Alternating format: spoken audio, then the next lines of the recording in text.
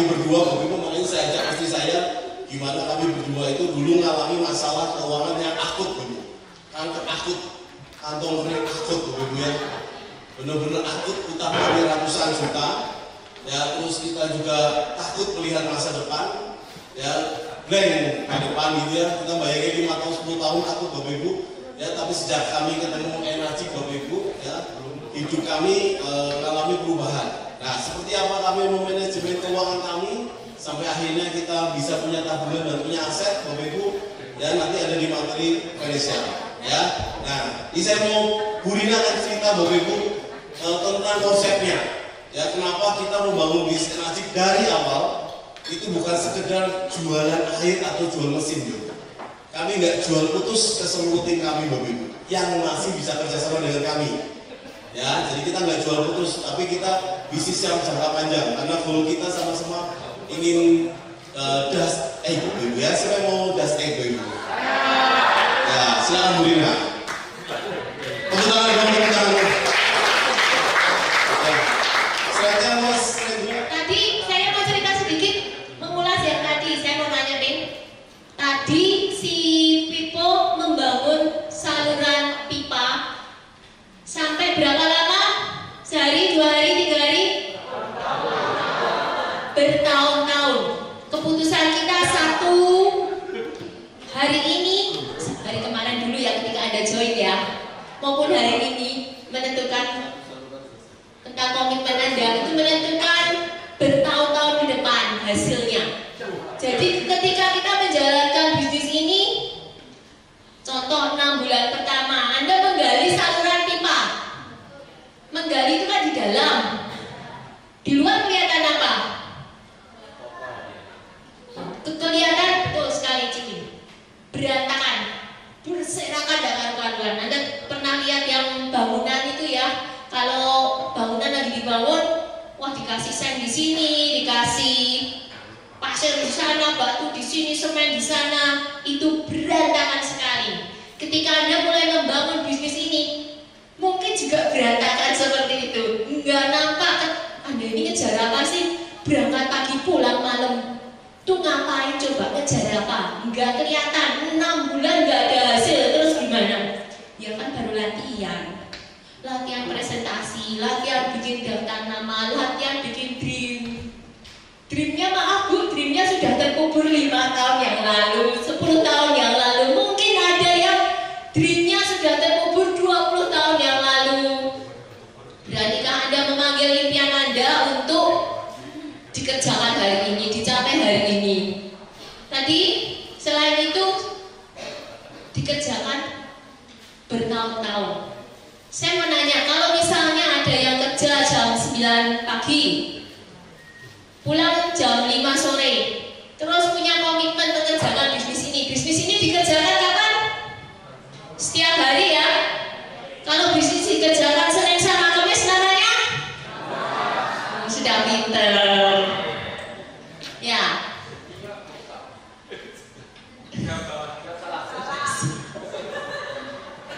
Jadi kalau yang namanya bisnis itu dikerjakan tiap hari.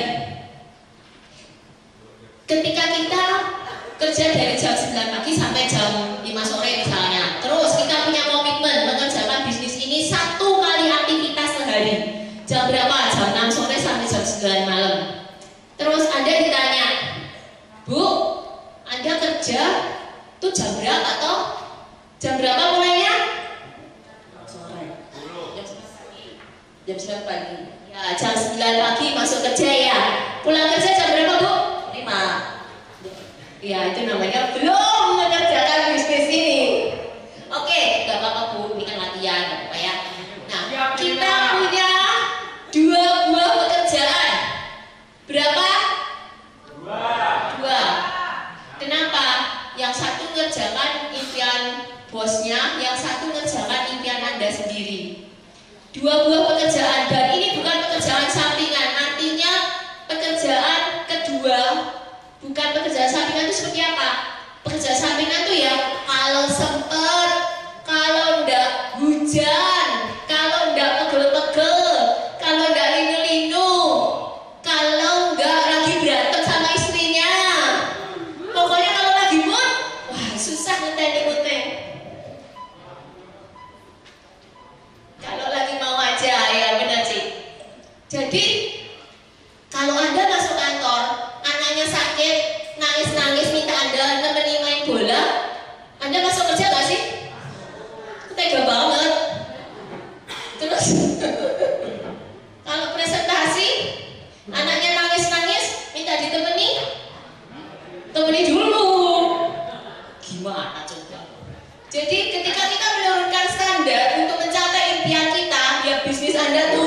juga.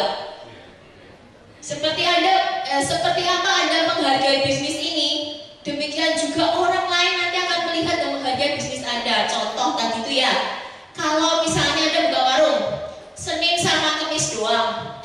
Senin pelanggan datang, bahagia, dapat makan. Terus Selasa, warung tutup. Rabu, tutup.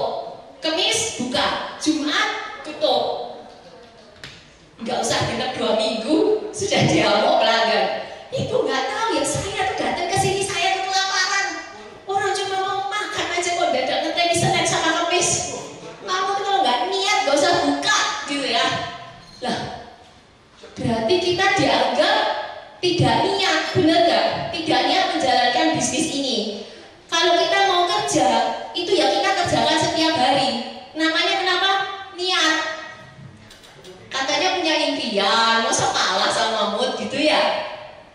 Jadi seberapa besar impian kita itu menentukan seberapa besar harga yang sanggup kita bayar. Ketika kita mengatakan impian kita saja tidak berani, bagaimana kita berani mempertahankan untuk membayar harganya, mengorbankan waktu, tenaga, dan sumber daya yang lain. Nah, itu juga perlu dipertimbangkan. Jadi nyambung yang tadi ya, kalau kita berangkat kerja dari jam 5, berangkat kerja dari jam 9 pagi, pulangnya jam 5 sore, kita tambah 1 aktivitas. Kenapa? Karena kita punya 2 buah pekerjaan. Jadi pekerjaan yang kedua kita masuk jam 6 misalnya, sampai jam 9 malam. Berarti kalau ditanya, Bu, pulangnya jam berapa? Jam 9 malam. Kasih flash dong. Siapa? Elina. Oke, ya sudah benar. Siap jadi 6A gitu ya. Nah, jadi bisnis ini perlu kita hargai, kita kerjakan secara profesional juga. Kalau misalnya hanya ngot-ngotan, ya pasti nggak nyampe. Oke. Kemudian yang kedua, paradigma untuk menjalankan bisnis ini itu berbeda dengan paradigma yang ada di luar sana. Tadi diceritakan Pipo dicemooh oleh kanan kirinya gitu ya, lingkungan tempat kerjanya. Anda siap enggak? Bu, ngapain saya dicemooh? Oh, berarti belum paham ya, gitu ya. Nah, kenapa? Karena paradigmanya berbeda menjalankan bisnis ini yang dijelaskan Mas Rahmat tadi, cash flow kuadran kiri sama kuadran kanan. Kuadran kiri itu aktif income, kita aktif baru dapat penghasilan. Kuadran kanan, uang yang bekerja untuk kita. Ya jelas butuh perubahan mental, paradigma yang berbeda. Ketika kita tidak masuk ke paradigma yang berbeda, ke perubahan mentalnya, itu jelas tidak akan nyampe. Kenapa?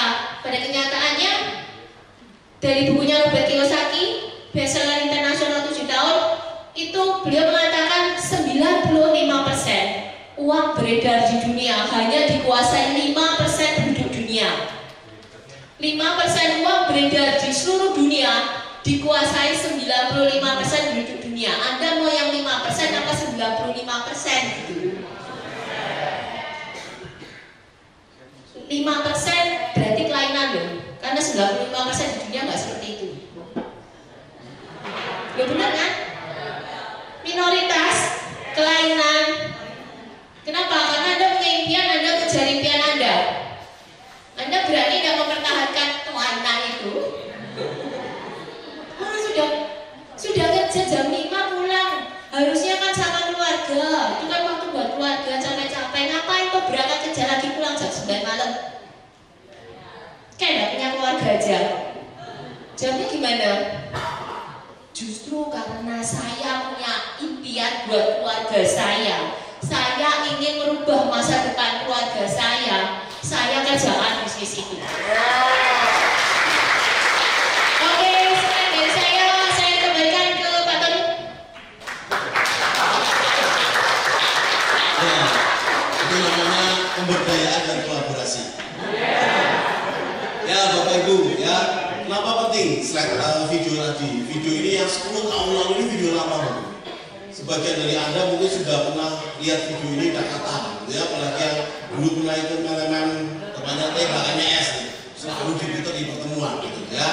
Nah, tapi itu yang membuat saya, Bapak Ibu, ketika mereka dapat kendaraan enak, Bapak Ibu, saya langsung berpikir ini waktu yang tepat untuk kita membangun saluran pipa. Ya, jadi bukan sekedar kita jualan air terus jualan mesin ya. Ada yang join tinggal. Akibatnya banyak orang yang berpikir negatif tentang energi itu kan.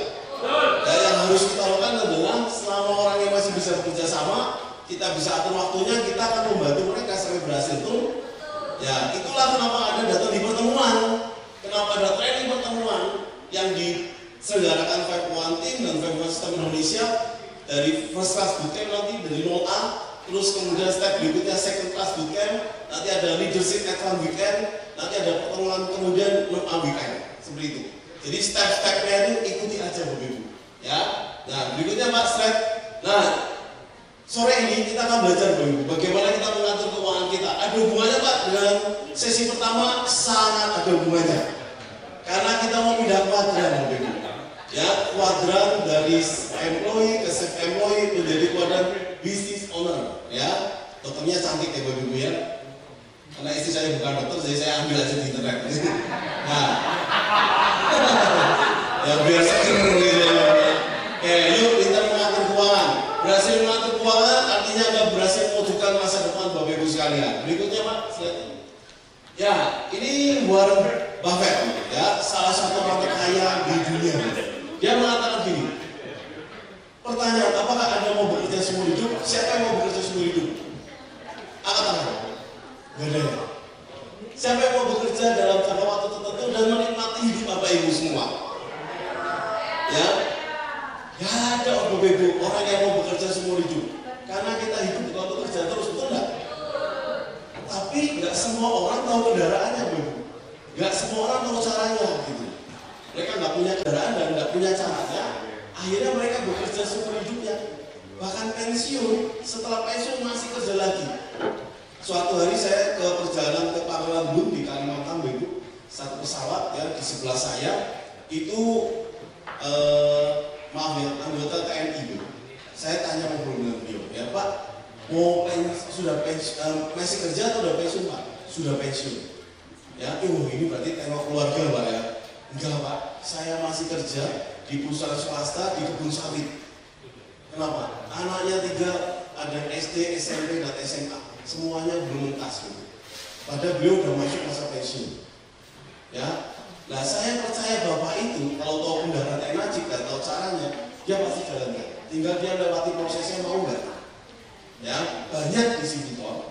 Waktu saya gabung, Ibu saya bukan ngomong satu bukan. Waktu saya gabung Mas Rama sudah A22 kalau nggak salah. Ya, beliau udah sukses, grupnya udah besar sekali. Ya, dan saya orangnya ke jutaan ribuan sekian gitu. Tapi ada yang bertahan dan ada yang tetap jalan gitu. Ya, tim kami juga ada yang bertahan dan tetap jalan. Ya, orang udah tahu kendaraannya pun prosesnya belum tentu mau melewatinya. Seperti itu. Apalagi karena badai pandemi kemarin. Oke? Nah, kalau kita tidak menemukan caranya, kita akan kerja seumur hidup kita. Ya, slide berikutnya Pak. Nah, ya ini tadi yang dibicarakan oleh Mas Rama, Bapak Ibu, ya, tentang cash flow kuadran. Ya, kita pindah kuadran ke business owner. Nah, Pipo itu ada di kuadran business owner, Bapak Ibu. Ya, kuadran business owner. Walaupun awalnya Pipo adalah self employee. Ya, dia tetap angkut air. Kalau di kita edukasi demo sebar air, edukasi demo sebar air, edukasi demo sebar air, ketemu satu ayat aktif, ya 3 bulan KO, edukasi lagi kita, cari orang yang aktif lagi sampai akhirnya 6 bulan ketemu orang yang aktif 2A, 3A naik peringkat dan seterusnya. Sampai akhirnya ini jawabannya dari Pak Haji tanya, prakteknya gimana? Ke business owner Pak. Prakteknya adalah kita mencetak banyak orang aktif di tim kita Pak Haji. Ya, saya ngobrol tadi Mas Rama 6A23-nya ada berapa orang Pak? 15 orang. 6A23 dulu. Yang nggak berhenti dulu. Sampai dia jalan terus. Ya, nah artinya itu yang kita cari Bapak Ibu. Mas Rama kenapa perlu lagi? Karena beliau punya dream yang lebih besar lagi, dia bangun tim lebih besar. Kalau mau pensiun sudah pensiun Bapak Ibu. Tapi impian beliau lebih besar. Tepuk tangan dong buat Mas Rama. Ya. Nah, jadi tujuannya kenapa kita training tim kita biar pintar ada first class bootcamp, ada second class bootcamp, agar tim kita ini paham pola kerjanya di usia ini. Bukan cuma jual air, bukan cuma jual mesin, Pak. Bukan cuma apa? Jual air atau jual mesin. Tapi kita membangun organisasi yang besar. Walaupun di awal mereka baru ngertinya jual air, jual mesin, tidak masalah. Tapi kita arahkan ke training pelatihan. Jadi next pertemuan berikutnya, ya baik second class bootcamp atau first class bootcamp, Bapak Ibu pastikan kalau Anda peduli dengan bisnis Anda dan peduli dengan tim Anda pasti ngotot undang mereka ke pertemuan. Ya, nah banyak yang bertanya, Pak, pertemuan mahal 1,6 juta. Oke, ya Pak, Desember nanti kita akan ada Vision Celebration. Siapa yang mau hadir di Vision Celebration? Siapa mau hadir bawa prospek sebanyak mungkin? Oke, kita buat Bapak Ibu ya. Nah, Vision Celebration salah satu caranya Bapak Ibu untuk kita merekrut, meyakinkan prospek kita, ya mereka jadi yakin dan believe ketika mereka belajar dari orang-orang yang sudah berhasil. Bahwa orang yang berhasil pun pernah mengalami kegagalan. Akhirnya menginspirasi, akhirnya memutuskan beli mesin dan jalan. Ya, dan selama perjalanan harus dibina Bapak Ibu. Ya, masukkan ke pertemuan berikutnya Pak. Ya, energi Bapak Ibu itu memberikan 3 hal. Ya, Mr. Osino kasih filosofi yang luar biasa. Ini yang saya pegang sampai hari ini. Yaitu apa? True kesehatan fisik. True health, ya, fisik. Yang kedua Bapak Ibu, kalau Anda fisiknya masih sehat, ya kita sehatkan keuangan kita. Ya, yang ketiga baru kesehatan pikiran. Betul nggak alurnya? Betul. Kalau keuangan kita sehat, pikiran kita tenang, betul nggak? Betul. Karena kita nggak selamanya harus kerja terus, Bapak Ibu. Kita perlu bangun yang namanya bisnis, bangun yang namanya aset. Oke, berikutnya. Nah, tapi banyak distributor yang hanya kerja secara sehat secara fisik aja udah cukup puas, gitu. Atau finansialnya dapat, tapi kecil. Kalau dia nggak kerja, nggak ada income. Nah, kita nggak mau seperti itu, Bapak Ibu. Makanya ada support system. Ada 5 Team, ada 5 System Indonesia. Agar kita bisa membantu teman-teman bukan sekedar jual air atau jual mesin, tapi membangun organisasi yang besar. Oke?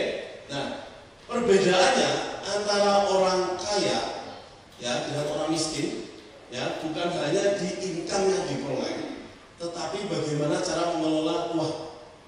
Ya, gimana Pak maksudnya berikutnya? Oke. Berikutnya Mas. Ya, ini contoh Bu. Ada yang kenal Mike Tyson? Ya, jangan-jangan nih Gen Z semua nggak kenal Mike Tyson ya. Mike Tyson Bapak Ibu ya, di karirnya ya sebelum usia 53 ya dia sempat mengumpulkan kekayaan 7 triliun. 7 triliun itu 1 triliun itu nolnya 1000 Bapak Ibu. Nolnya 9. Miliar itu nolnya 1000 miliar Bapak Ibu. 1 T itu 1000 miliar. Nolnya 12 gitu. Nah, dia punya 7000 miliar Bapak Ibu. Duitnya banyak Pak? Gila banyak banget Pak. Tapi di usia 53 bangkrut Bapak Ibu. Ngeri nggak? Ya, bukan masalah uang yang didapat, tapi masalah bagaimana mengelola keuangan. Kenapa? Duitnya dipakai buat narkoba, buat main perempuan dan sebagainya. Habis uangnya. Ya, oke. Berikutnya ada contoh lagi Bapak. Ya, namanya Holly Rogers. Ya, orang ini dapat lotre. Ibu muda ini dapat lotre 33 miliar. Dapat lotre Sekali lagi, ya. Orang yang mentalnya berbeda, mental kaya sama miskin ditentukan dari cara mengelola. Tapi hanya dalam waktu singkat, Ibu, ya justru karena pegang uang, ya ibu muda ini akhirnya narkoba, kemudian ada besakan payudara gitu, Ibu yang ngeri. sorry ya, ini topik dewasa, ya. Parahnya lagi, Ibu dia menghabiskan 4,6 miliar untuk barang haram, Ibu ya. Ngeri banget. Dan sekarang miskin lebih miskin daripada dia sebelum kena lotre. Ngeri ya Ibu ya, gara-gara tidak bisa mengelola keuangan. Berikutnya Ibu, ini contoh di negara kita. Ya, di Tuban Bapak Ibu kemarin. Banyak miliar enggak? Banyak Bapak Ibu. Dan masuk TV Bapak Ibu. Hari ini mereka pada juali sapinya untuk apa? Untuk makan. Tapi di rumahnya nongkrong Pak Jiro, Bapak Ibu, ngeri ya. Ya kenapa? Karena bingung dengan uang miliaran yang mereka terima, nggak bisa ngelola. Biasanya bertani, gitu Bapak Ibu. Ya, di rumah ini nggak ada, tapi di luar sana banyak distributor Bapak Ibu, ya, yang pernah dapat ratusan juta di NACIP, karena nggak bisa kelola keuangan, akhirnya harus start mulai lagi dari nol. Ketika duitnya banyak, habiskan uangnya Bapak Ibu. Nah, kita jangan seperti itu. Semoga setelah dapat, ya saya merasa terlambat sharing ke teman-teman tentang mengatur keuangan, karena kami harus membuktikan diri kami dulu bisa, baru kami cerita Bapak Ibu. Ya, nah, jangan sampai terjadi seperti ini. Ketika grup kita besar, income kita besar, ya kita nggak bisa kelola keuangan. Akhirnya ketika ada masa pandemi yang terjadi grup rontok pada tidur, kita income-nya drop. Padahal kita udah punya income ratusan juta. Saya pernah dengar dari tim saya. Waktu income-nya ratusan juta, Bapak Ibu, wah, ya belinya macam-macam. Dia bilang bisnis ini profitnya luar biasa. Begitu income-nya drop karena bisnis saya turun karena pandemi, dia bilang bisnis ini tidak profitable. Dia lupa kalau punya income ratusan juta, Bapak Ibu. Ya uangnya kemana Pak? Pertanyaannya kan gitu. Oke, berikutnya. Nah, jika kita tidak bisa mengatur pemasukan kecil, maka kita tidak bisa mengatur pemasukan yang besar. Ya, ada orang yang dipercaya sama yang di atas. Ya, kok nggak kaya-kaya ya? Ya, yang di atas karena saking sayangnya sama dia, nggak dijadikan orang kaya. Kenapa? Kalau dia jadi kaya, malah dia berbuat yang nggak baik. Ya, tapi kalau kita bisa mengelola keuangan kita, Bapak Ibu, ke hal yang betul, ya nanti Tuhan percayakan keuangan yang lebih besar lagi. Saya percaya itu. Anda percaya nggak? Percaya Bapak Ibu. Karena Tuhan tuh tahu mengasihi kita. Oke, berikutnya. Ya, nah kebiasaan seorang mengatur keuangan itu jadi karakter. Ada orang yang hobinya ngutang, Bapak Ibu.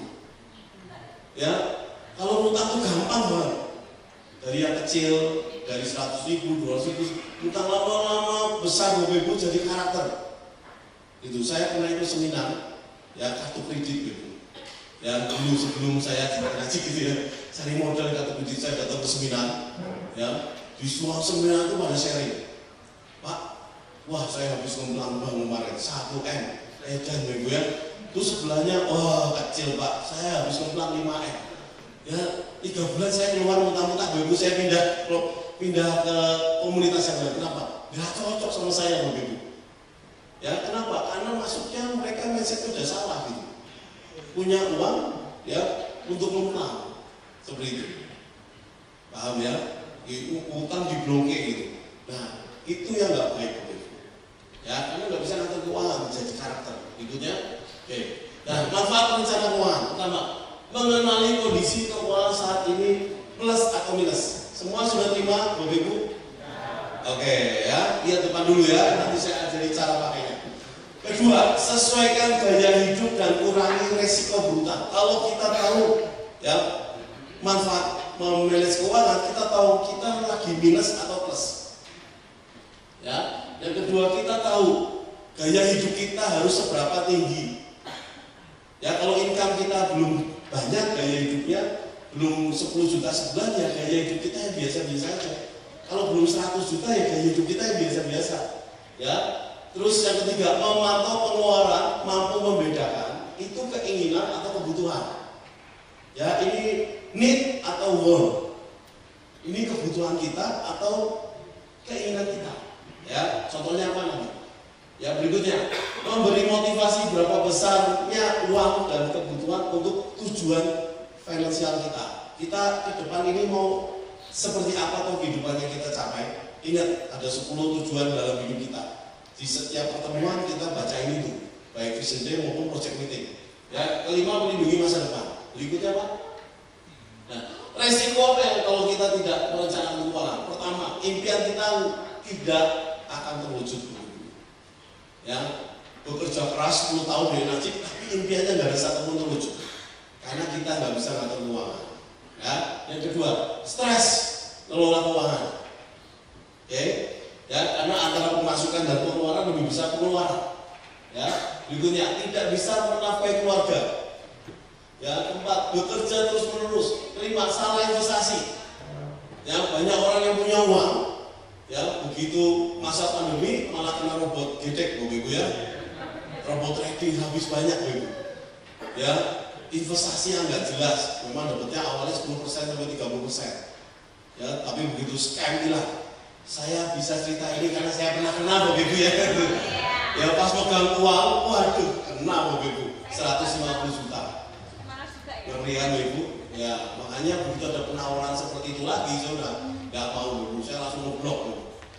Ya, nah, kenapa menggunakan dana secara berlebihan? Ya, berikutnya apa? Oke, nah ini efeknya. 7 dari 10 orang yang pensiun, 9 dari 10 orang yang pensiun itu nggak siap di masa pensiun. Karena selama masa kerja tidak memanage keuangannya, ya tidak menambah income-nya. Yang kedua tidak memanage keuangannya. Kenapa? Karena pengeluaran nggak bisa daripada pemasukan. Berikutnya, ya masa pandemi banyak banget Ibu orang yang jatuh miskin, ya bingung Ibu, tambah utang lagi Ibu. Kenapa? Karena tidak memanage keuangan di saat income-nya lagi besar. Berikutnya, oke. Nah, tips memulai perencanaan keuangan. Ya, berikutnya Pak, ketahui kondisi keuangan Anda saat ini.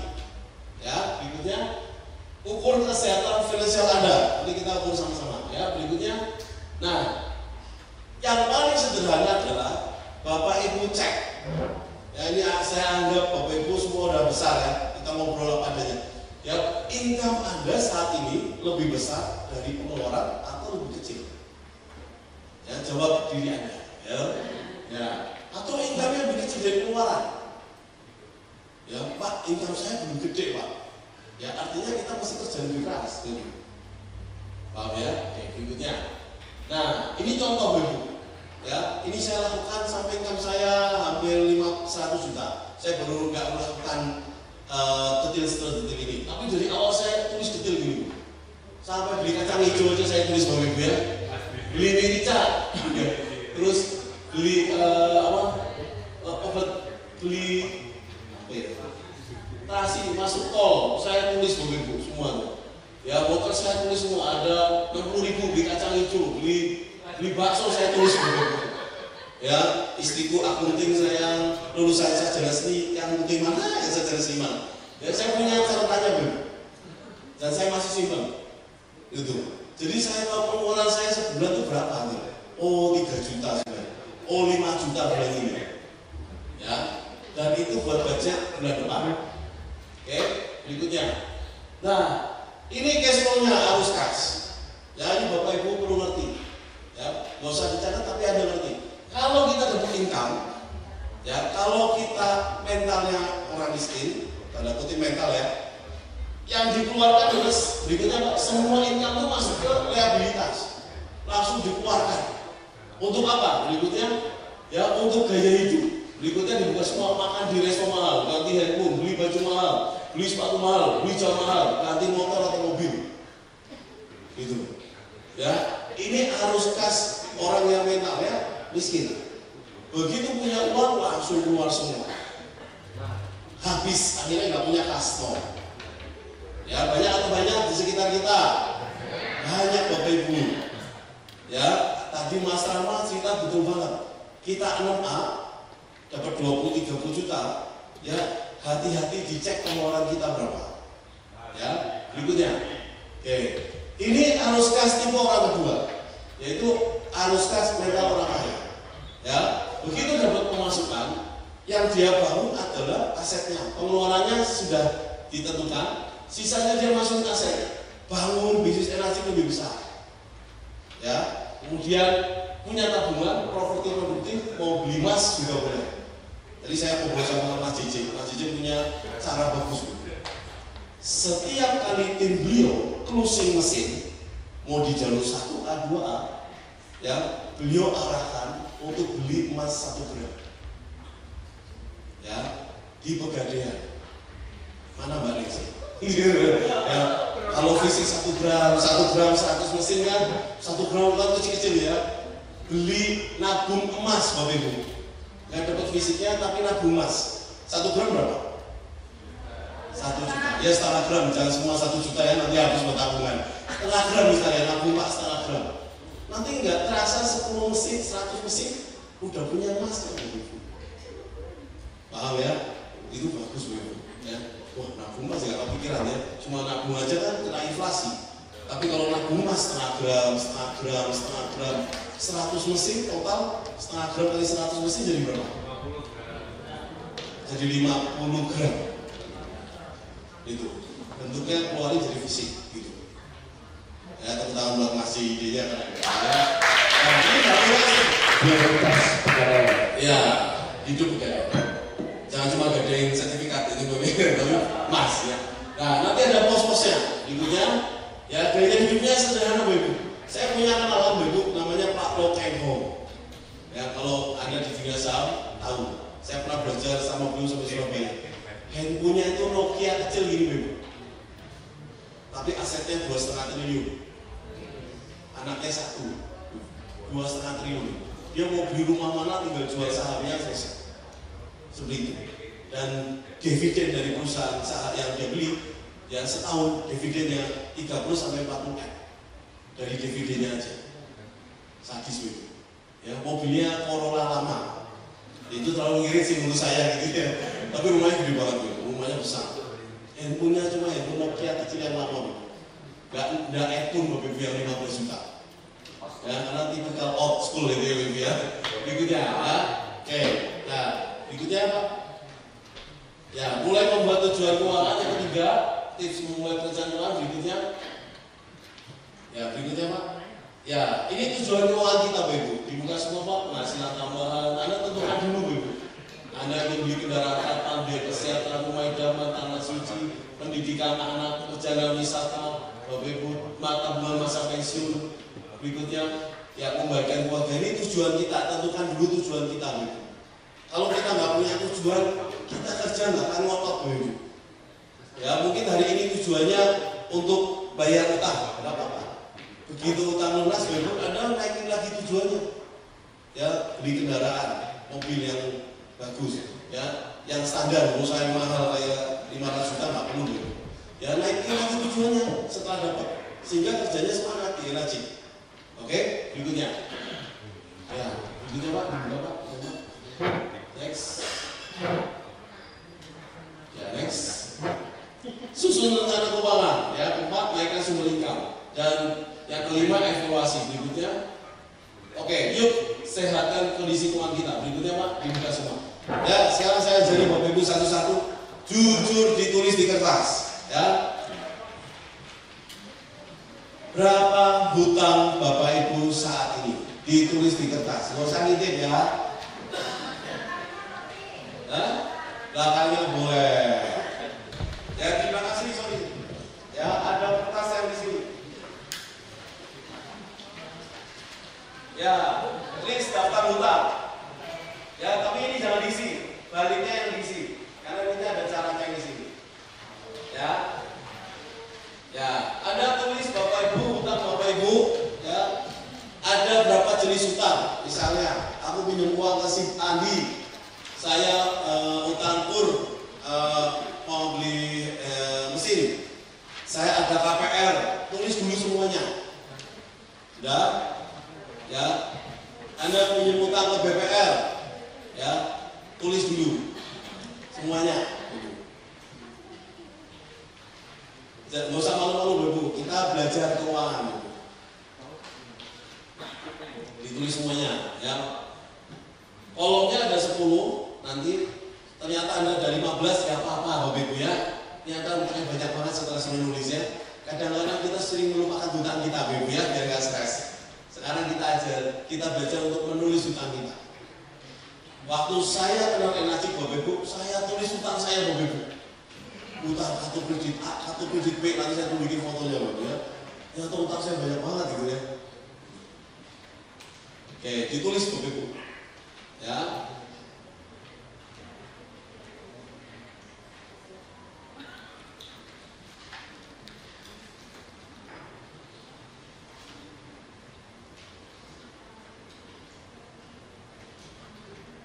Ya, yang suami istri boleh tanya kanan kiri, saling mengingatkan, jangan yang terutahan. Ya, Diingat-ingat dulu, utangnya ada berapa? Ya, setelah ditulis utangnya, ditulis nominalnya. Nominalnya berapa? Ya, di sampingnya. Utang ke Adi, utang ke Bank A, BPR, utang ke teman B, utang ke C, utang apa, pokoknya tulis semua dulu. Ya, kita jujur ke diri kita, nanti kita selesaikan pelan-pelan.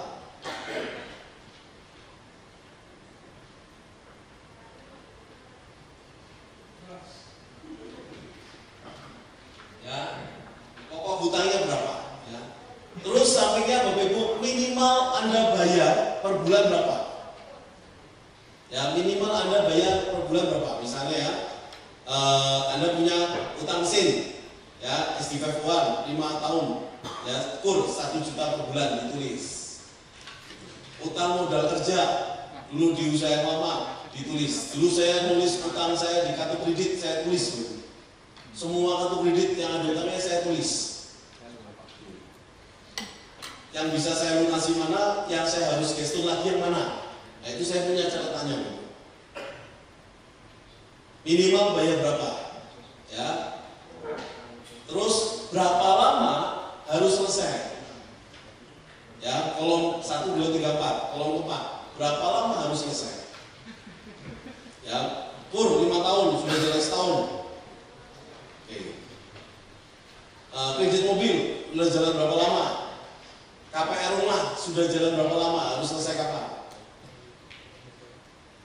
Ya, terus sampingnya ditulis bunganya berapa?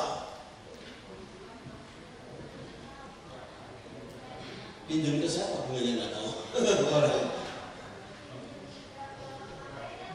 KPR itu 20, berarti pinjam nggak tahu bunganya kemarin berapa gitu.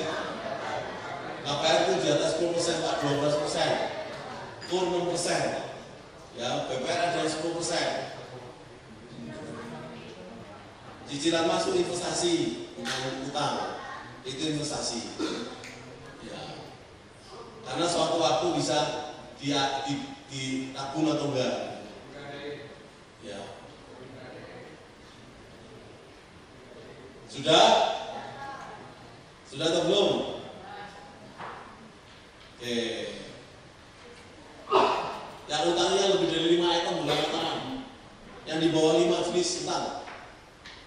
Yang lebih dari 5 orang, 5 institusi. Yang lebih dari 10, banyak benar gitu ya. Oke.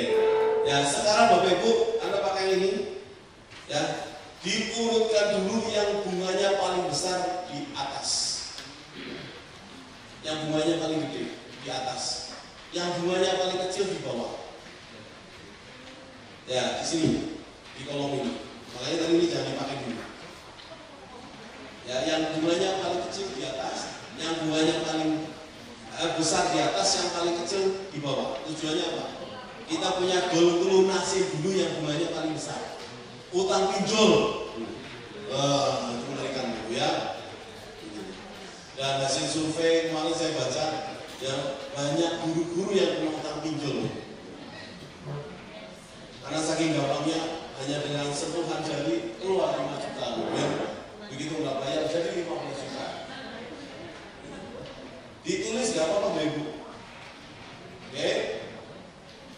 Nggak apa-apa. Kita belajar ngatur keuangan sehingga kita tahu utang tuh kalau kita lupakan utang kita, makanya Anda sering ketemu orang yang BI checking. Ya kan, namanya jelek di bank, nggak pengen lagi, kenapa? Karena dia melupakan utangnya. Padahal itu nama baik, selamanya kena BI checking. Kecuali dia lunasin 6 bulan kemudian baru kemudian. Baik, sudah ditulis. Sudah, ada yang nggak punya utang. Lihat di sini kosong. Oh, keren. Ya. Ada yang bingung melihat kata-katanya? Ya. Lupa punya seperti kosong semua. Itu bahaya itu. Lupa punya utang itu. Nah, kita belajar ngatur keuangan dulu. Ya. Oke, ya sudah. Nah, langkah kedua adalah setelah Anda tulis utang-utangnya, ya, Bapak Ibu, langkah 3 adalah urutkan dari bunga yang terbesar atau yang kecil. Berikutnya Pak, langkah keempat. Ya, langkah keempat adalah, ya ini contoh Bapak Ibu, ya. Seseorang utang di kredit di bank A, pokok utangnya 15 juta, angsurannya 1,5 juta. Ya, selesai 12 bulan ke depan. Bunga paling besar ditulis yang nomor 1. Ini selesaikan dengan cepat. Anda punya uang langsung masukin ke, nanti ada posnya, namanya post debt, post bond, post debt, post bond, post debt. Kita kerja keras di energi, Bapak Ibu, uangnya dimasukkan nanti ke post debt lebih banyak dibanding ke post bond. Ya, koperasi utang 10 juta, minimal bayar 500.000. Ya, 25 bulan, bunganya 15%. Jangan lihat nominal yang dibayar kecil, bunganya berapa? 15% koperasi itu. Segera dilunasi dulu. Ya, ada utang angsuran motor 15 juta. Ya, minimal bayar 700.000, bunganya 12%. Pinjam budi 5 juta, minimal bayar 500.000, bunganya 10%. Kur, bunga paling rendah. Ya, nominalnya gede, tapi bunganya paling rendah. Nah, itu prioritas kecil. KPR, bunganya rendah. KPR kan panjang 10 tahun, 15 tahun. Ya, yang mendesak bunga tinggi itu beresin dulu. Oke? Sampai sini paham? Ya, ditulis Bapak Ibu, ya.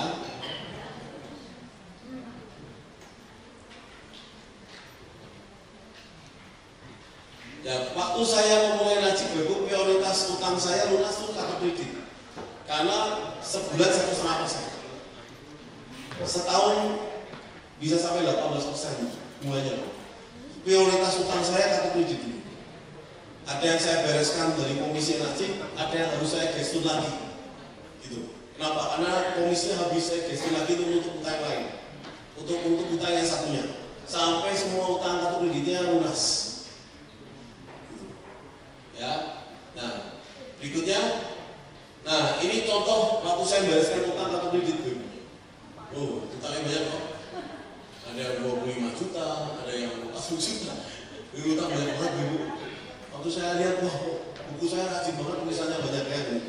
Sekarang udah kosong-kosong, Bu ya. Kartu kredit full, 40 juta, 50 juta, 100 juta full gitu. Seperti itu. Ya ini saya lakukan. Ya saya bereskan satu-satu. Komisi nggak semuanya saya pakai. Makanya saya ingat betul 2015 saya nyumbang Bapak Ibu, ya waktu itu teman-teman ngajak ke Amerika, ke Anaheim, bulan Mei 2015. Saya lagi proses bereskan utang-utang saya dulu satu-satu. Ya saya nggak berangkat ke Anaheim. Itu wah saya sedih banget tuh. Kenapa? Bisa impact Bapak Ibu di panggung kan di Amerika. Habis 50-60 juta. Gitu ya. Tapi waktu itu uang 50 itu buat kami besar banget. Kenapa? Karena harus bayar utang. Ya utang yang berjalan dan itu bunganya gede. Kartu kredit semua yang utangnya. Gestun ini manusia 1,5%. Bulan ini 1,5%, besok kartu yang kosong mana gestun bayarnya ini. Gitu. Dan saya mau lepas dari itu. Nah, akhirnya saya bereskan buku, saya nggak ke Amerika. Nah, kemarin ke Amerika itu nggak punya utang BBM apa gitu ya. Itu tuh dia bisa transfer. Dan uang di transfer 120 juta. Gitu. Ya. Nah, berikutnya, nah langkah keempat Bapak Ibu, Pak terus gimana Pak bereskan utang-utang tadi? Yang nominalnya Anda yang tahu. Ya, yang Anda lakukan adalah Bapak Ibu, ya jangan pernah berhenti untuk derek. Kerjaan kita menderek Bapak Ibu. Derek Bapak Ibu, sebulan satu pusing satu, sebulan pusing satu Bapak Ibu. Karena itu komisi terbesar. Nah, saya baca buku di 1 tahun network marketing karangan Mark Gardner, ya. Jebakan terbesar seorang networker adalah jebakan manajemen. Yaitu apa? Ketika dia sudah tidak melakukan usaha ini, tapi menjadi pimpinan di usaha ini. Yaitu apa? Perintah timnya edukasi dan direct, dia sendiri nggak melakukan direct. Paham ya? Makanya hari ini saya bawa direct saya Ibu dari Papua ke Ibu. Ya, saya kemarin habis direct lagi dari tahun di Palangkaraya Bu. Gitu. Tapi saya undang Pak, utangku masih banyak Pak, ya udah dosa, nanti saya ajari training aja ke sana. Gitu. Ya, pusing satu mesin Bu Ibu. Ya, dia dapat 2 poin, saya dapat 6 poin. Karena jalur 8 poin. Gitu kan? Nah, itu enak Bu Ibu.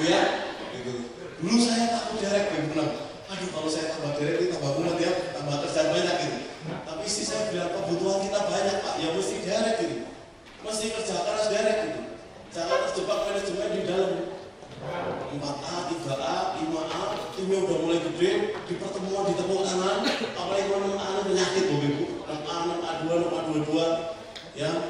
Kalau di pertemuan wah, kok orang posting gambar semuanya indirect, bantu tim semuanya, nggak pernah posting aku lagi calon derek, nggak pernah posting calon derek Bapak Ibu, semuanya indirect yang digarap dan di luar equity. Kira-kira masalah keuangannya muncul nggak? Muncul Bapak Ibu, belum ada gaji tetap, belum ada 23, belum ada 5.000 dolar.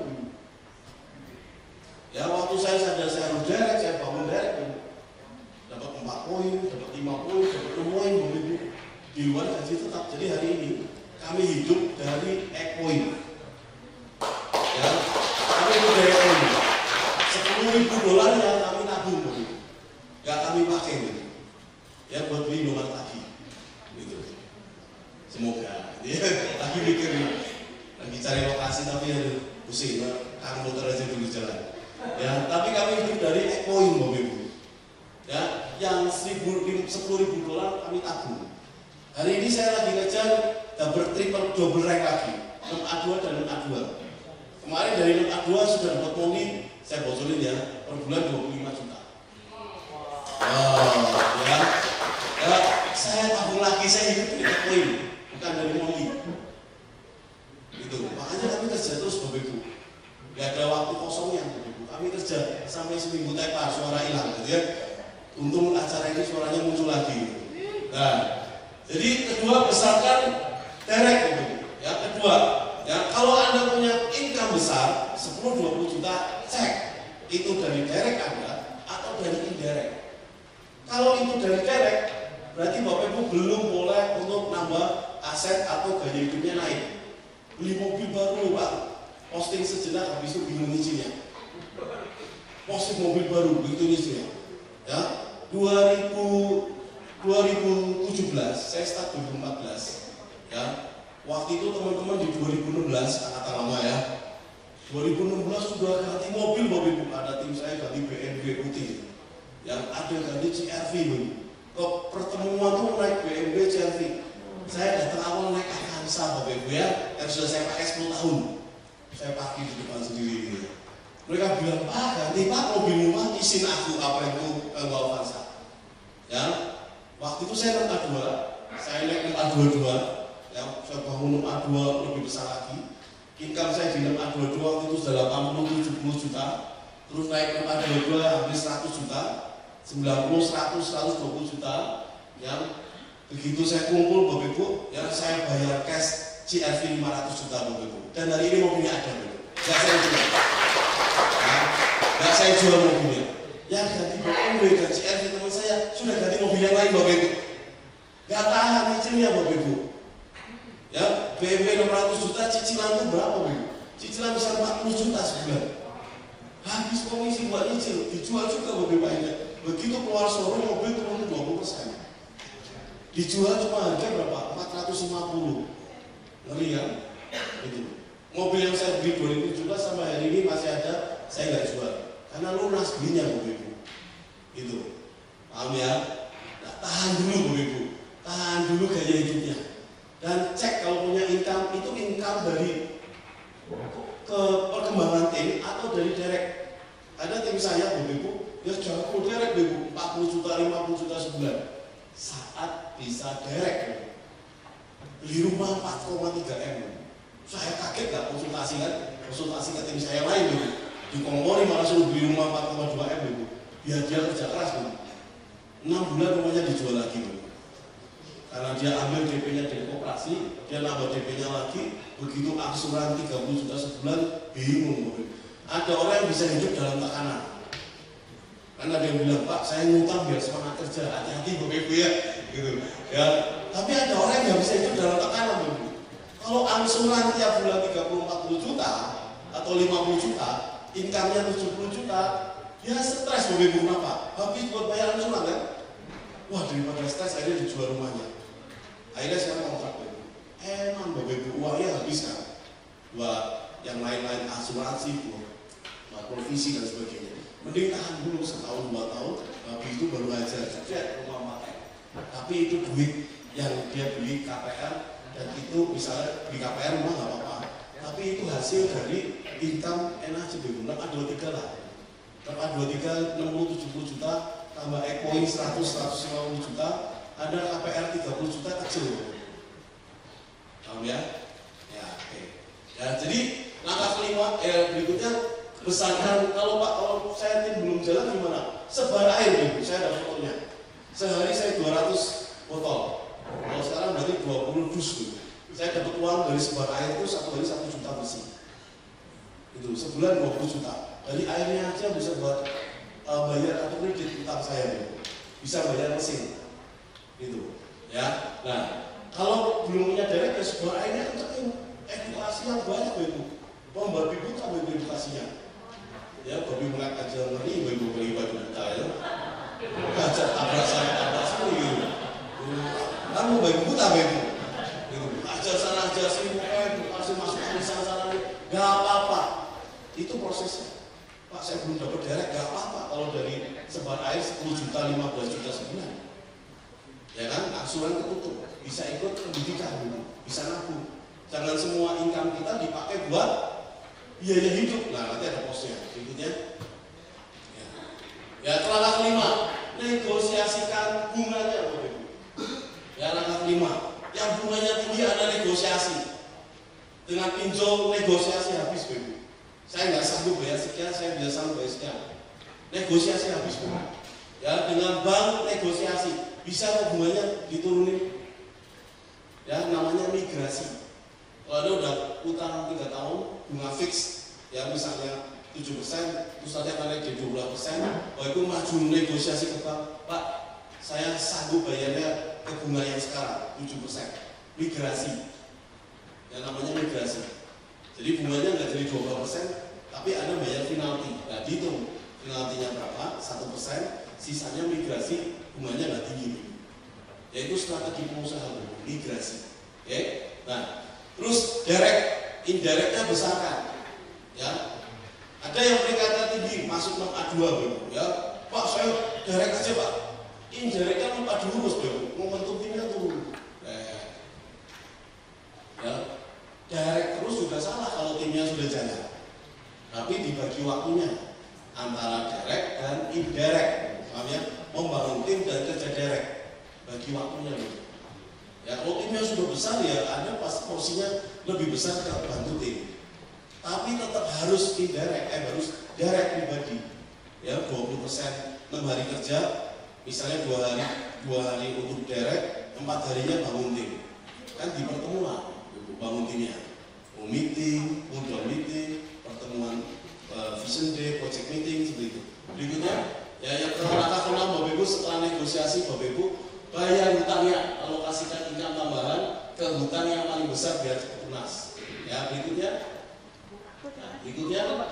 ya langkah ke-7 Bapak Ibu, ketika hutang besar lunas, alokasikan uang angsuran ke income hutang berikutnya. Yang nomor 2, ya, yang bunganya lebih kecil, beresin lagi, Bu. Ya, langkah ke-8, setelah hutang jahat lunas, alokasikan uang angsuran dan income tambahan ke dana tabungan darurat, dana cadangan. Kami punya dana cadangan dari 2017. Idenya istri, gitu ya. Kita harus buat dana cadangan. Kita baru rasa ketika 2022 pandemi kemarin, ya. Nah, yaitu post saving setelah angsuran utang jahat ini hilang. Yang ke-8, dana darurat berapa banyak, Pak? 6-12 kali biaya hidup, ya. 6-12 kali biaya hidup sudah ditabung, dan pernah investasi menghasilkan income di atas berapa? Berikutnya, Pak. Ya, apa yang kita kerjakan? Tadi Bu Rino sudah cerita, sikapi kalau Anda masih kerja, ya Anda full time electric, berarti ini adalah bisnis utama Anda. Ya, kalau full time electric, saya waktu full time electric, ya begitu proyek selesai, tinggal pembangunan, saya atur waktunya hanya kunjungan ke Wonosari itu, kan proyeknya di Wonosari seminggu sekali, dan bisa pakai video call, saya bangun juga orang teknik, kontraktor, yang penting proyeknya beres. Nah, sisanya saya alokasikan waktunya semua ke Enacik. Ya, atau kalau Anda masih kerja, berarti nyikapi Enacik ini bukan side job atau bisnis sampingan, tapi second job, bisnis kedua Anda. Ya, kalau ini bisnis kedua Anda, pasti mengalokasikan waktu. Tapi kalau bisnis sampingan, ya nek ada waktu tak kerjakan, gitu ya. Kalau nggak ada waktu ya udah, kayaknya hujan, rintik-rintik, mendung enak buat tidur. Kalau bisnis sampingan. Oke, berikutnya, ya. Nah, sumber income kita retail bisnis ya dari Super-Aid, penjualan mesin direct dan indirect pusingan. Berikutnya, nah ini contoh utang saya Ibu ya, utang sudah ratusan, beli mesin terpaksa gesek lagi, ya, terpaksa dengan senyum gitu gesek lagi Ibu ya. Nah untuk punya bisnis yang lebih besar lagi. Berikutnya, nah ini kerjaan saya setiap hari karena belum ada pusingan di bulan pertama, tiap hari edukasinya Super-Aid. Itu 200 botol 2,5 liter setiap hari, 2,3 liter setiap hari. Sekarang pakai dus, 20 dus satu hari. Ya kayak orang gila kerjanya Ibu. 3 tahun nggak berhenti Ibu. 3 tahun nggak stop. Ya berikutnya. Nah ada 5 pos merencanakan keuangan. Di sini nggak ada ya.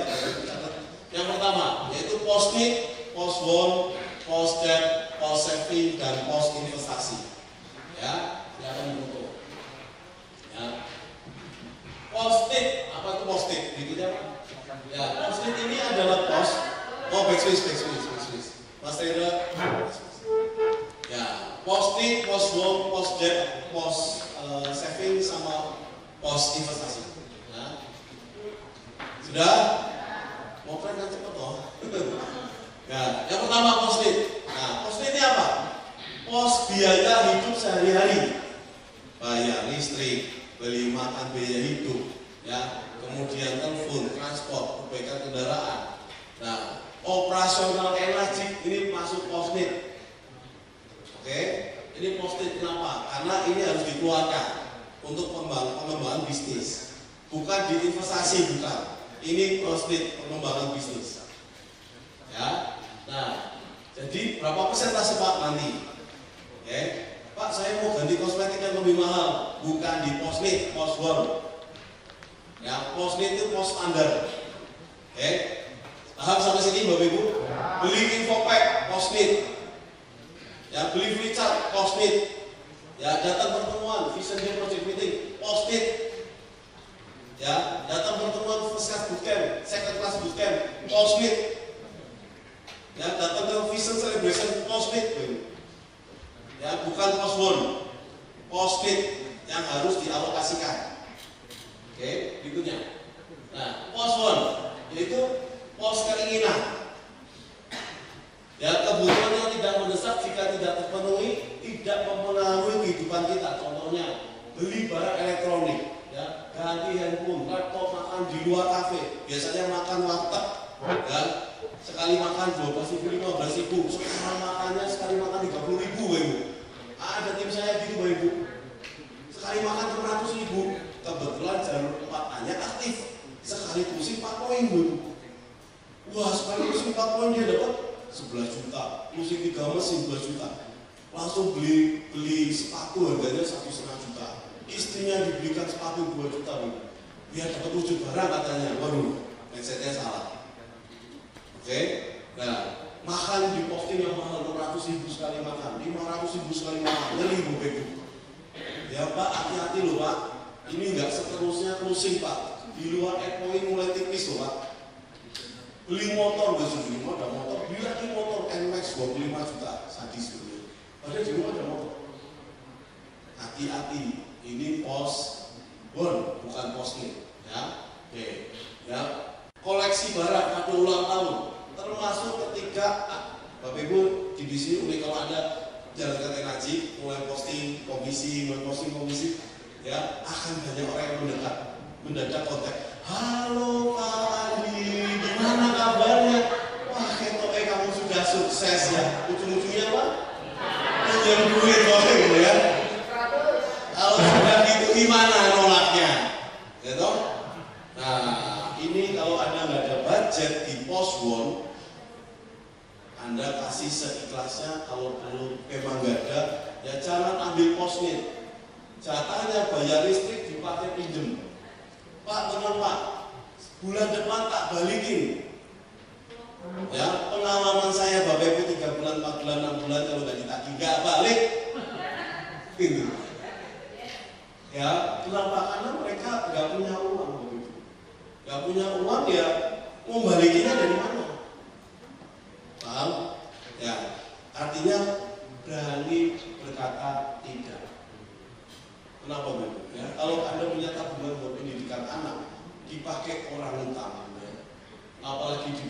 bisnisnya dia.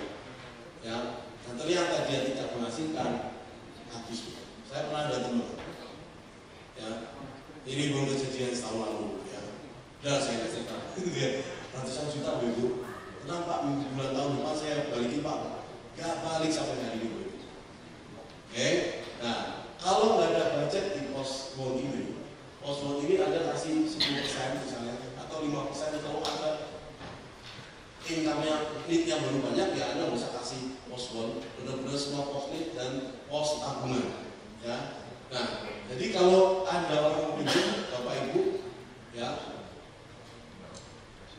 kalau Anda memang nggak ada uang, Anda ikhlasin, misalnya dia butuh 1 juta, Anda kasih 100.000 hilang-hilangan, ya, 100.000 hilang-hilangan, gitu.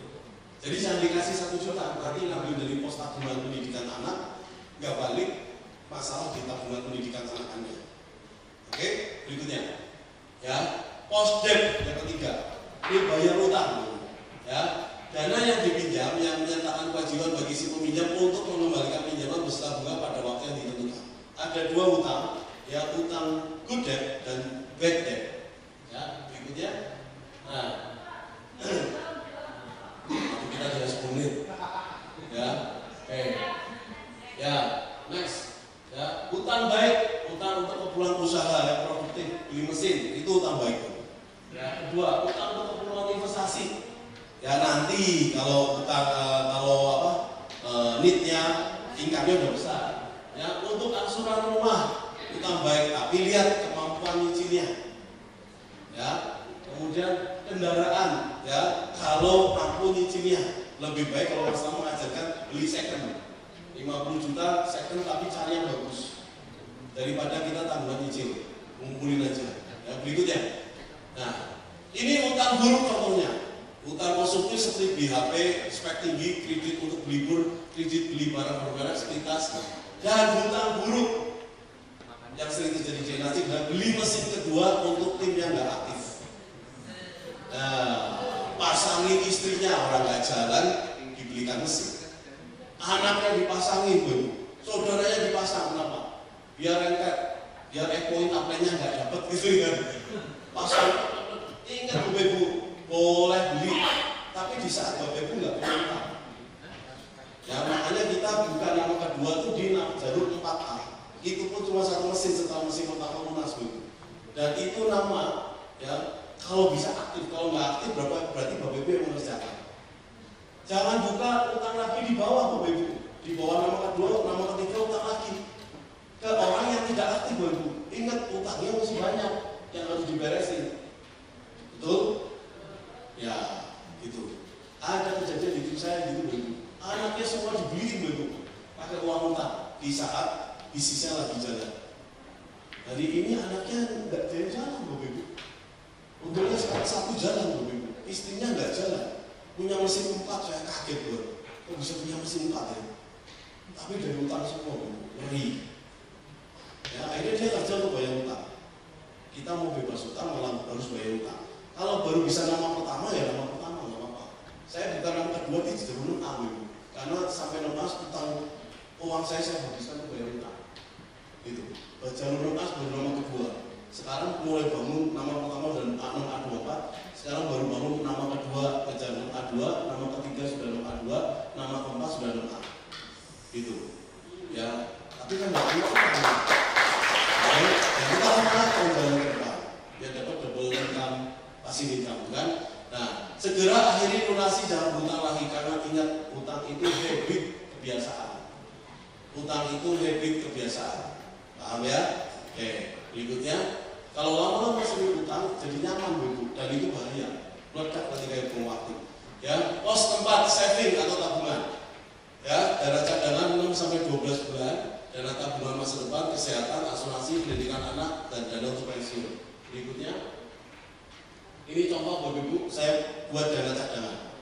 Ya, 2017 kami ikut satu program di bank negeri Bapak Ibu ya.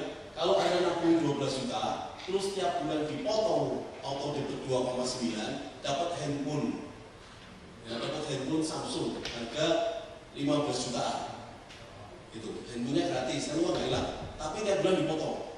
Nah, saya ikut program ini biar rajin nabung. Ya, akhirnya terpotong Bang, tiap bulan debit 2,9, jadi kita makin rajin edukasi. Tapi kan 2,9 dari income 70, 60, 80 juta.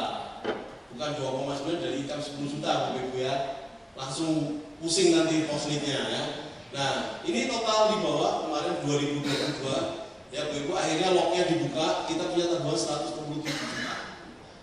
Kan lumayan tabungan itu Bapak Ibu. Oke, ya dapat handphone gratis. Ya, saya handphonenya udah rusak Bapak Ibu ya, 5 tahun ya, tapi gratis handphonenya dipakai. Nah, tapi kita punya tabungan itu. Di lock dibuka 2022, kita punya tabungan segitu. Yang nggak kita pakai apa-apa. Oke, berikutnya ya. Kelima, pos investasi ya, menempatkan dana dalam waktu tertentu untuk harapan dapat memperoleh penghasilan tingkatannya di masa depan. Bisa beli emas, properti. Ya, berikutnya. Nah, ini pembagiannya. Kalau income Bapak Ibu 10 juta ya 10 juta, ini saya ambil rate ya. Di sini ada Bapak Ibu ya, lihatnya depan aja. Positnya bisa 5%, 50%. Ya, kalau income di bawah itu Bapak Ibu atur. Ya, jangan boros Bapak Ibu, diatur ya. Postwordnya 10%. Postdebnya 30%. Postword ini bisa dihilangin kalau Anda memang lagi goal bayar utang. Debnya semuanya diberesin debnya ya. Terus saving 10%, jangan lupa. Ini nanti ke 6 sampai 12 bulan. Ya, dana cadangan. Sampai sini paham? Ada pertanyaan? 50% ya. Postwordnya 10%. Postword bisa hilang ya Bapak ya. Kalau ternyata income-nya bulan itu agak turun, masukin postword semua. Ya, berikutnya. Nah, kalau income Anda itu tadi punya utang, kalau ini nggak punya utang, utangku udah lunas, ya, utang Anda udah lunas. Nah, postwordnya tetap 50%. Kalau income-nya 10 juta ya. Kalau income-nya di 20 juta, tetap lead-nya 55 juta. Udah mainnya ke angka. Nah, yang dibanyakin apa? Ya, Anda bisa punya password, ya, menghargai diri sendiri juga, dolar, dikumpulin ya, setahun sekali dolar ke Solo, dari Jogja ke Solo, setahun sekali, Tawangmangu gitu ya, gitu ya. Dolar ke Papua 1 tahun sekali gitu ya, jangan baju boros ya, mahal ya gitu ya. Bisa dolar ke Jakarta lah, dolar ke Bandung lah, kemana ya, Anda liburan gitu ya. Nah, banyakin di post saving ya, kenapa? 6 sampai 12 bulan. Misalnya Anda kebutuhannya 5 juta di sebulan. Post saving Anda itu terkumpul 12 bulan. Berarti Anda punya tabungan 60 juta. Yang Anda nggak pakai apapun. Ketika Anda edukasi seperti itu belum pusing, Anda tenang nggak?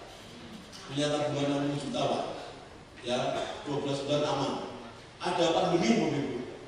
Ya, minimal 12 bulan Anda tenang. Ada waktu untuk berpikir bisnis kembangkan energi baru. Ya, jualan air, sumber air yang kencang, jualan stok asid, stok beauty water, stok laten baru. Karena di pos saving sudah ada 6-12 bulan tercover untuk biaya hidup. Walaupun income-nya baru turun, belum ada pusing-pusing, tidak apa-apa, sumber airnya dikecil. Ya, lalu mulai investasi. Nah, beli emas, Ya, kalau suka emas. Kalau suka yang lain ya Bapak Ibu, Pak saya investasi kambing Pak, ya nggak apa-apa. Ya, kecil nanti dibesarin dijual, itu nggak masalah, itu investasi. Ya, tapi harus diatur. Saya beli sapi Pak, tidak ada masalah. Ya, berikutnya. Nah, kalau income-nya di atas 10 juta, ya Bapak Ibu, ya tetap postnya adalah maksimal 20-30%. Kami postnya tuh nggak nambah, kalau income-nya besar. Karena kita udah bilang Eko kita cuma hidup dari Eko ini. Jadi postnya tetap begitu, antara 20 jutaan sebulan. Postnya kita tetap, karena kan operasional tinggi 20 sampai 30 juta sebulan. Need kita tuh 20 sampai 30, nggak lebih dari itu. Gitu. Nah, sisanya dimasukin mana? Ya, pos loan kita kecil dulu, 10%. Kadang cuma 5%, cuma 2 juta, 3 juta yang ditabung. Ya, nah tapi dibesarin di mana? Di pos saving dan pos investasi. Ya, pahamnya Bapak ya. Jadi kalau Bapak Ibu biaya hidupnya 20 juta sebulan, Anda punya tabungan 12 bulan 240 juta sebulan, punya tabungan 240 juta yang Anda nggak ngapa-ngapain, Bapak Ibu tenang nggak waktu inflasi? Waktu pandemi tenang, dan itu saya rasa waktu pandemi itu ya tetap bisa ngurus penjualan, tetap bisa sebar air, ya tetap bisa naik 623 karena operasional tetap ada. Oke, nah investasinya ditambahkan 40-50%. Ya, berikutnya. Nah, banyak orang tidak menjadi kaya karena tidak terlihat kaya, karena gaya hidupnya positif atau mewah agar terlihat kaya. Berikutnya, nah perencanaan keuangan ada sebuah proses, komitmen dan disiplin. Ya, berikutnya. Nah, ini contohnya Bapak Ibu, saya beli CRV itu dari Avanza ke CRV itu 2006-22. Saat itu dari income 80-90. Jadi bukan dari direct, tapi sudah dari perkembangan tim. 80-90 dari perkembangan tim, monthly, quarterly, dan dari penjualan tim indirect. Ya, makanya berapa bulan kita kumpulin udah langsung beli mobilnya. Seperti itu. Berikutnya, ya, nah kita beli investasi properti ya Indomaret itu setelah 422. Ya itu beli tokonya dulu 700 juta, namanya take over toko ya. Dan toko ini menghasilkan awalnya 15 juta, setahun kemudian dia menghasilkan 25, sekarang 40 juta sebulan. Toko ini. Nah berikutnya Pak, nah 2022 kemarin, 2021 bulan Desember, ya tanahnya ternyata dijual baru. Nah kita beli 1,75 M, ya luas tanahnya 281. Bulan ini kemarin perpanjangan untuk tahun depan 5 tahun ke depan kita udah nggak sewa tanahnya karena tanahnya udah milik kita. Ya kan seru Ibu ya, itu lalu bayar sewa. Nah itu saat income 623 saya nggak berani beli tanahnya, saya cicil 50 juta. Dia bilang Pak butuhnya berapa Pak? Saya anjurin panjang, Pak saya cash nggak bisa Pak. Tapi boleh nggak saya cicil? Saya cicil tanahnya dulu 50 juta, 50 juta, 50 juta tiap bulan dulu saya cicil. Seperti itu tanahnya. Nah, sampai akhirnya lunas. Berikutnya, nah ini 2020 saya beli properti ini, Bapak Ibu ya, nilainya 2M. Ini pakai KPR, ya 2M-nya KPR. Angsurannya berapa? Angsurannya 24. Dibayar dari mana? Dari Indomaret yang pertama. Maksudnya, jadi saya nggak keluar uangnya najib ya. Saya cuma bayar DP-nya, harga tanahnya saya cuma bayar provisi bank karena harganya ditawar Bulina itu 10 nama. Ya tahu kan penggaris itu 10 nama. Kalau nggak turun nggak pulang dulu ya, turun terus intinya kita nggak pakai DP, cuma bayar provisi sama pajak. Nah sisanya Ibu yang bayar ini 24 juta dari Indomaret yang pertama. Nah tanahnya kita bangun, rukonya, berikutnya Pak. Rupanya kita bangun dari rumah rusak jadi Indomaret, yaitu 1 M dibayar dari uang energi. Itu kumpulin uang buat energi. Nah ini toko ini baru start gitu ya, buat 3 tahun. Kena pandemi juga 15-an juta sebulan. Plus Indomaret itu ya antara 45 sampai 50 juta sebulan. Yang bayarin Indomaret yang pertama. Oke, paham ya? Oke, berikutnya. Jadi KPR tabung enggak? Ini properti produktif. Ini investasi karena nggak ambil uang energi kita. Ya berikutnya. Nah, saya baru berani ajak orang tua saya jalan-jalan setelah 6A22. Sebelumnya saya nggak berani ajak. Saya ke Jepang sendiri. Yang saya nggak berani ajak istri saya juga. Kenapa? Karena duit kita belum. Tapi kan kita menaikin visi di energi. Istri waktu baru anak 1 tahun. Akhirnya saya kemana-mana sendiri, nggak berani ajak berdua. Ya. Ada tim kita, Bapak Ibu, tim kami punya uang dikit, ngajak orang tuanya ke luar negeri, Bapak Ibu. Habis duitnya, Bapak Ibu. Nanti ada timingnya, ada waktunya ngajak orang tua jalan-jalan. Ya, oke lah. Saya belum ajak 2017, berikutnya, ya 2018 saya ajak keluarga saya di luar negeri, Bapak Ibu. Berikutnya, ya, nah baru ke Amerika setelah peringkat 424. Seperti itu, ya. Berikutnya, nah berikutnya Pak, wah ini di Las Vegas, keren gitu ya. Nah, di Las Vegas ya. Dan habisnya 1 musim Bapak Ibu kesini ya. Ya, pulang gitu mau 1 musim gitu ya. Ya, berikutnya Pak. Wah, ini bukan di JA ya. Ini di Bandara Udara Los Angeles ya. Ya, berikutnya ini bukan pohon kue ya. Ini enggak tahu pohon apa ya di Beverly Hills.